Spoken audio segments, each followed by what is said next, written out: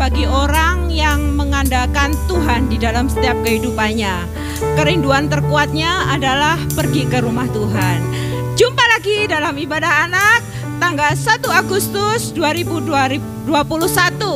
Tante berharap kalian yang di rumah senantiasa tetap bersemangat untuk beribadah kepada Tuhan, tetap bersukacita dan tetap mempunyai kerinduan untuk mencari hadirat Tuhan. Kita akan mulai ibadah pagi hari ini. Tante percaya adik-adik sudah mempersiapkan dirimu dengan baik. Kita akan masuk di dalam doa. Lipat tanganmu, matanya ditutup, kita berdoa bersama-sama. Mulai ibadah hari ini kita berdoa dulu ya. Tuhan Yesus, sebentar kami mau mulai ibadah hari ini. Berkati dari awal sampai akhir ibadah hari ini. Berkati guru-guru yang bertugas juga ya Tuhan. Berkati juga kami yang ikut ibadah anak hari ini. Terima kasih Bapak. Nah, kami mulai ibadah hari ini. Nama Yesus kami kita akan mengangkat satu pujian yang pertama yang menjadi lagu favorit adik-adik ya. Ada menjadi lagu favorit anak-anak. Kita yang dibenarkan karena iman. Cuit-cuit pam pam pam.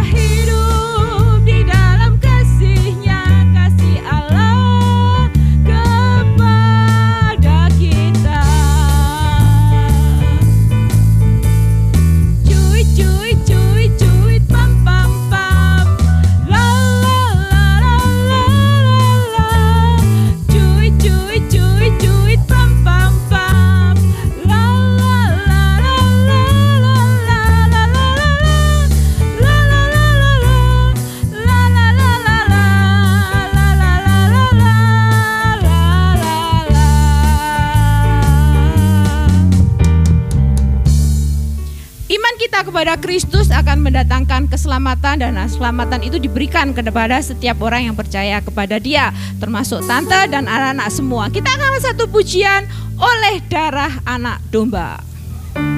Sekarang telah tiba.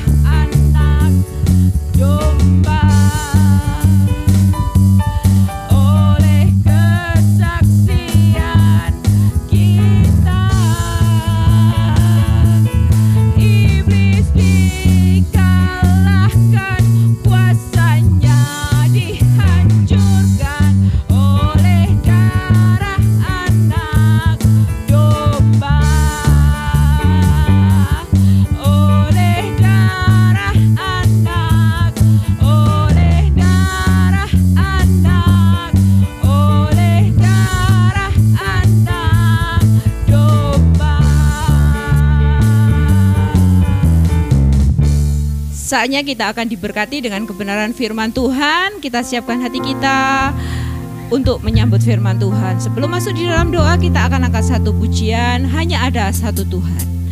Bokuo Aisiteru.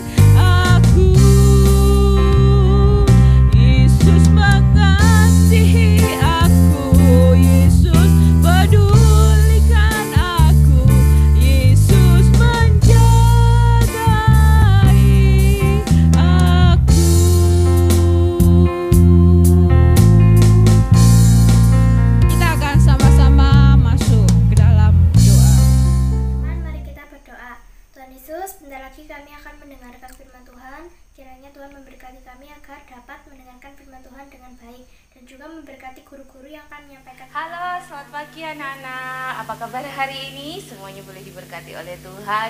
Tadi kita sudah memuji Tuhan, kita sudah bersukacita bersama-sama. Hanya ada satu Tuhan. Nah, bacaan kita hari ini sampai di surat Ibrani.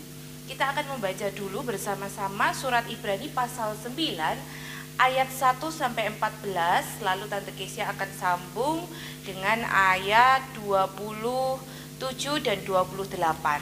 Nah, kita baca bersama-sama ya. Ibrani pasal 9 ayat 1 sampai 14. Kemudian Tante Kesia akan lompat di bagian akhir ayat 27 dan 28.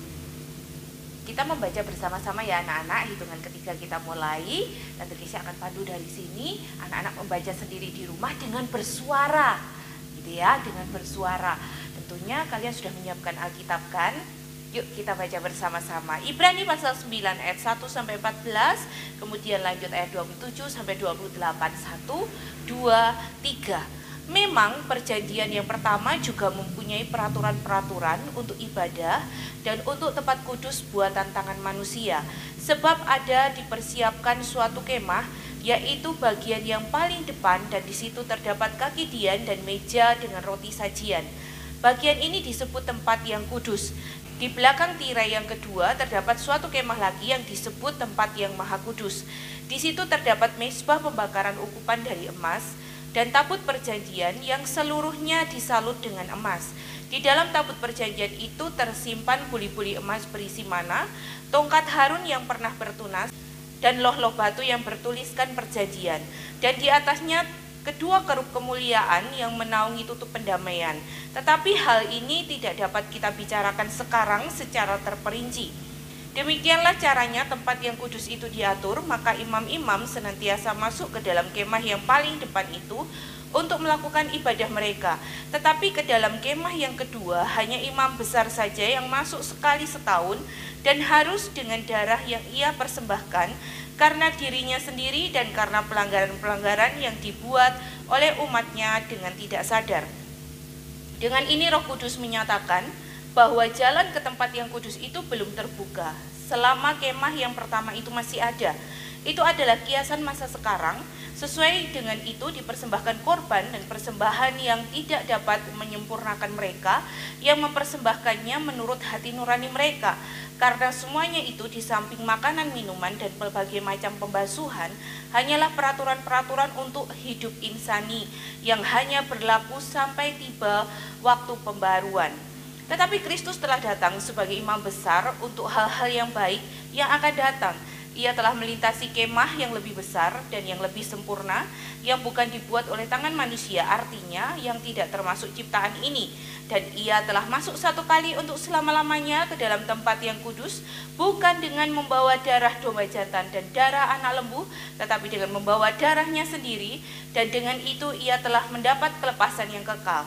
Sebab jika darah domba jantan dan darah lembu jantan dan percikan abu lembu muda menguduskan mereka yang najis, sehingga mereka disucikan secara lahiriah, betapa lebihnya darah Kristus yang oleh Roh yang kekal telah mempersembahkan dirinya sendiri kepada Allah sebagai persembahan yang tak bercacat, akan menyucikan hati nurani kita dari perbuatan-perbuatan yang sia-sia, supaya kita dapat beribadah kepada Allah yang hidup. Ayat 27 dan 28. Dan sama seperti manusia ditetapkan untuk mati hanya satu kali saja dan sesudah itu dihakimi, demikian pula Kristus hanya satu kali saja mengorbankan dirinya untuk menanggung dosa banyak orang. Sesudah itu ia akan menyatakan dirinya sekali lagi tanpa menanggung dosa untuk menganugerahkan keselamatan kepada mereka yang menantikan Dia. Anak-anak, pembacaan Alkitab kita sudah sampai di surat Ibrani. Surat Ibrani ini sebuah surat yang khusus karena tidak diketahui siapa penulisnya. Ada yang beranggapan bahwa penulisnya adalah Paulus atau Barnabas, karena Barnabas ini adalah seorang yang ahli di dalam Perjanjian Lama. Ada juga yang mengatakan Apolos, ada juga yang mengatakan penulis-penulis yang lain. Tetapi surat Ibrani ini tidak diketahui siapa penulisnya dan memang tidak disebutkan di dalamnya. Olehnya kita tidak perlu mencari tahu siapa penulisnya. Tetapi mungkin ketika kalian membaca surat Ibrani ini muatannya agak sedikit berat. Karena memang di dalam surat Ibrani ini mengupas hal-hal tentang Tuhan Yesus, tapi dari sudut pandang yang berbeda, yang sangat mendalam sekali. Salah satunya yang kita bahas hari ini di dalam Ibrani pasal 9. Nah, tadi di awal bacaan kita dijelaskan bahwa Allah telah memulai sebuah ibadah. Nah, anak-anak, bapak-bapak kita, bapak-bapak leluhur kita pada zaman dahulu seperti Nuh, Abraham, Ishak, Yakub, mereka mengadakan ibadah tidak secara komunal, tetapi mereka mengadakan ibadah secara private, secara personal. Jadi masing-masing pribadi itu membangun mezbah, lalu mereka bersyukur, berdoa kepada Tuhan. Nah, itu ibadah mereka. Tetapi kemudian seiring dengan berjalannya waktu, Allah memberikan satu ketetapan untuk mengadakan sebuah ibadah secara komunal. Itu terjadi pada zaman Musa. Olehnya Allah berkata kepada Musa untuk bisa membuat yang disebut kemah pertemuan atau kita juga mendengar istilah kemah tabernakel gitu ya, atau kemah Musa. Nah, namanya disebutkan beraneka ragam. Nah, di dalam kemah pertemuan ini, waktu itu Allah memberikan roh kepada Bezaliel dan Aholiab untuk bisa membuat kemah pertemuan ini secara detail, berikut dengan perkakas-perkakasnya. Bahkan kain-kain yang digunakan sebagai tenda itu pun Allah yang menentukan semuanya, ukurannya, terbuat dari bahan apa, itu semua Allah menentukan secara detail. Dan roh yang khusus dari Tuhan itu memampukan Aholiab dan Bezaliel untuk membantu Musa membuat kemah pertemuan ini. Tadi di awal bacaan kita sudah membaca bahwa di dalam kemah pertemuan itu ada beberapa ruang. Yang pertama ada halaman. Nanti Tante Kesia akan sisipkan gambarnya di samping sini ya, dimana pokoknya di sekitarnya Tante Kesia ini ada yang disebut dengan halaman. Di sana ada mezbah korban bakaran, di mana bangsa Israel yang akan membawa korban persembahan bisa membakarnya di situ. Ada juga kolam pembasuhan. Nah, kemudian masuk ke dalam kemah yang pertama itu ada yang disebut dengan ruang kudus atau tempat kudus. Para imam biasanya menyelenggarakan ibadah di situ. Mereka yang mengatur tempat kudus ini. Tetapi ada satu kemah di belakang tirai dari tempat kudus ini yang disebut dengan ruang maha kudus atau tempat maha kudus.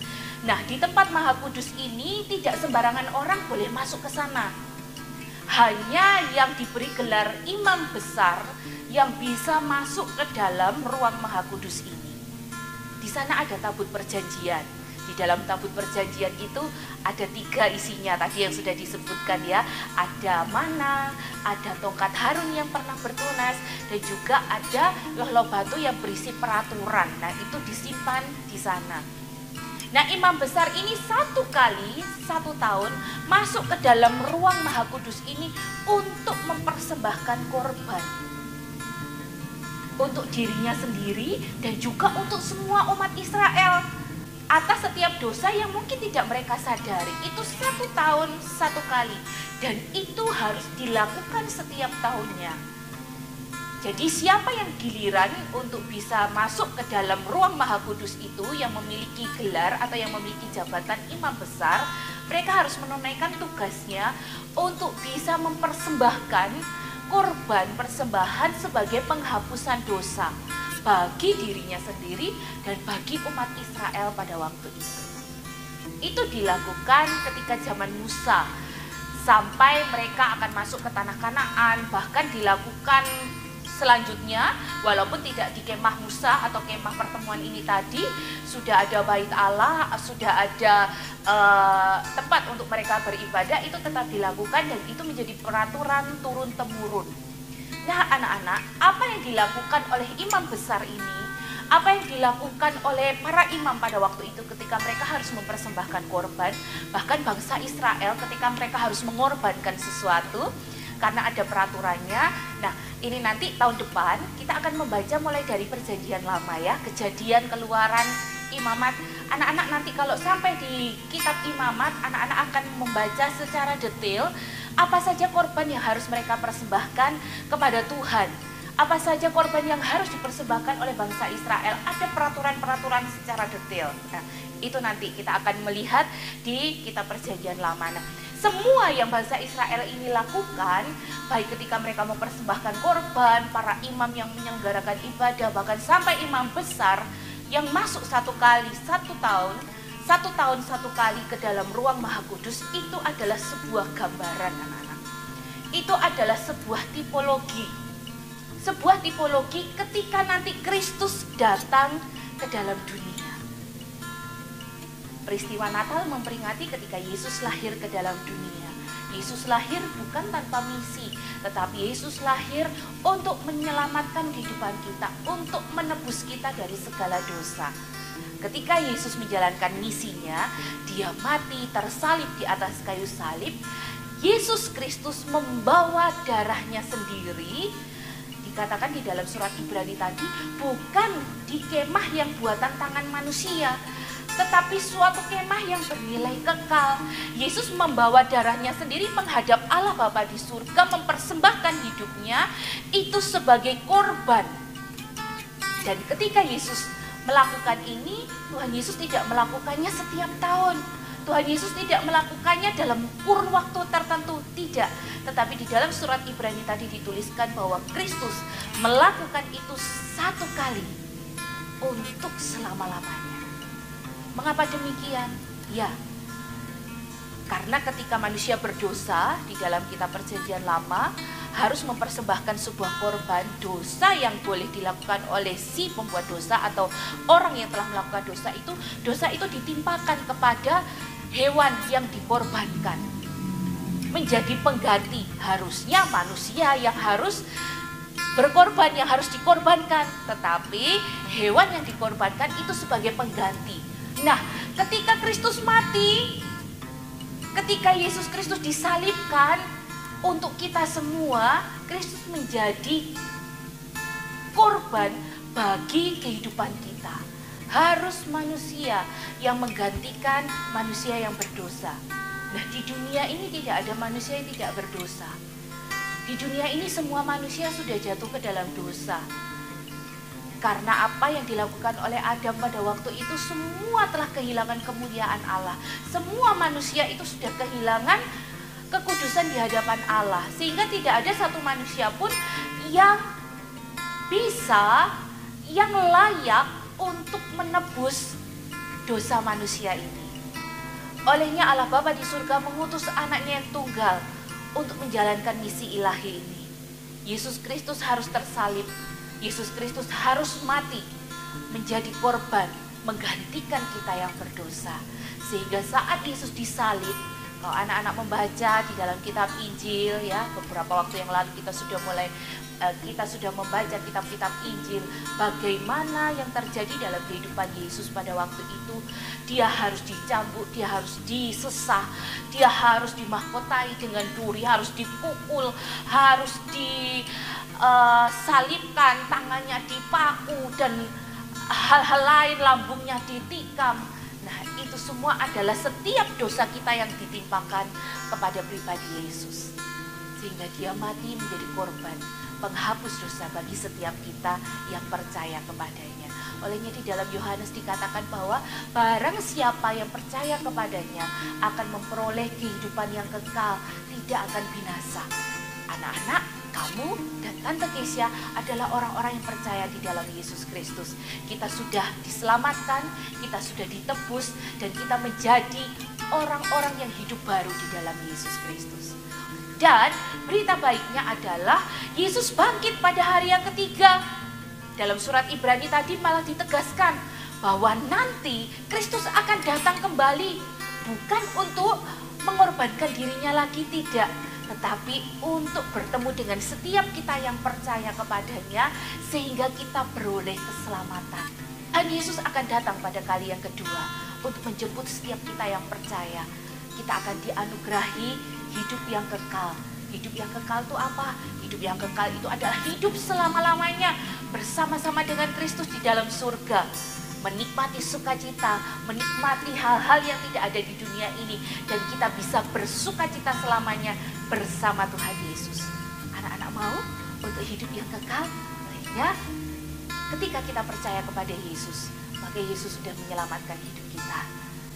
Kita sudah dilepaskan dari segala dosa kita menjadi ciptaan yang baru. Kita mau hidup baru di dalam Tuhan, kita mau sungguh-sungguh di dalam Tuhan, kita mau menyadari pengorbanan Kristus itu sangat luar biasa dan hidup kita sangat berharga di hadapan Allah. Ketika Allah melihat kita, Allah tidak lagi melihat setiap dosa yang kita lakukan, tetapi Allah melihat ada darah Yesus sudah menyucikan kita dari segala dosa. Makanya di dalam surat Ibrani yang tadi sudah kita baca, kita mendapatkan satu pelajaran bahwa Yesus mati satu kali untuk selamanya, menebus setiap kita dari segala kesalahan kita. Kita memperoleh kehidupan yang baru dan kita bisa berjumpa dengan Allah.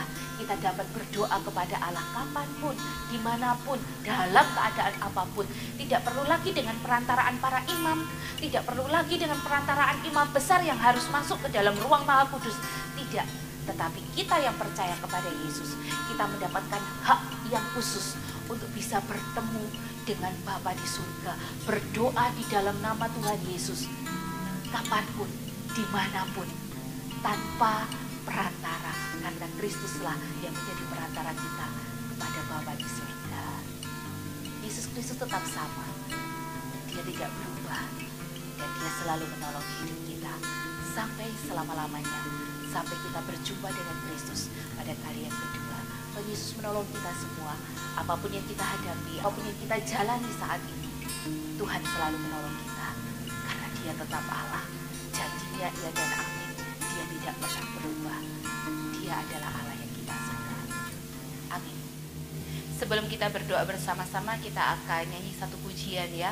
Kau tetap Allah, Yesus Kristus tetap Allah, apapun yang terjadi tidak pernah tergoyahkan, karena dia tetap Allah. Mari kita nyanyi sama-sama anak-anak lagu pujian ini.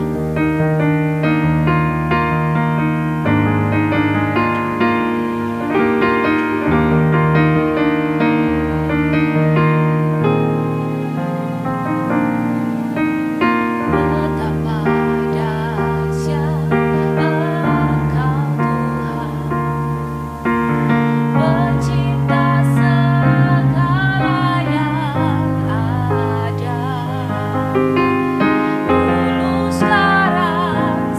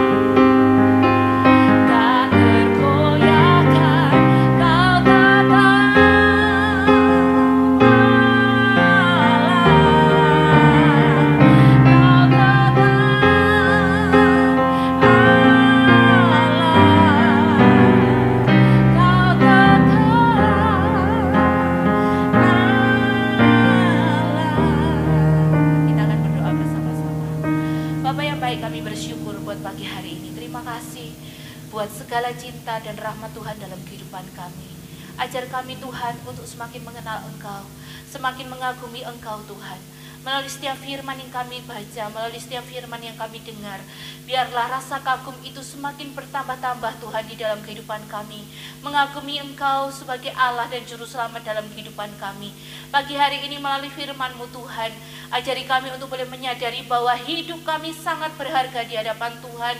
Engkau rela menebus hidup kami Tuhan, Engkau rela mati untuk boleh menolong kami, untuk boleh menyelamatkan kami Tuhan. Sehingga kami boleh menjadi orang-orang yang termasuk dalam bilangan orang-orang yang Engkau selamatkan. Dan ajari kami dalam menjalani kehidupan kami boleh menyadari bahwa korban yang Kristus lakukan bagi kami itu sangat tak ternilai harganya. Sehingga kami boleh menghargai setiap pengorbanan Tuhan Yesus dalam kehidupan kami. Terima kasih Bapa di surga, memberkati setiap kami anak-anak yang boleh ada dalam ibadah anak online. Tuhan memberkati segala apa yang kami perlukan, segala apa yang kami jalani Tuhan. Sekolah kami, masa depan kami, Tuhan yang menolong. Tuhan yang memberkati di saat-saat kami sendiri, saat-saat kami kesepian Tuhan. Tuhan yang memberikan kami sukacita dan kekuatan senantiasa. Memberkati Om Tante guru sekolah minggu juga, Tuhan juga menolong segala pergumulan mereka, kehidupan mereka sehari-hari Tuhan.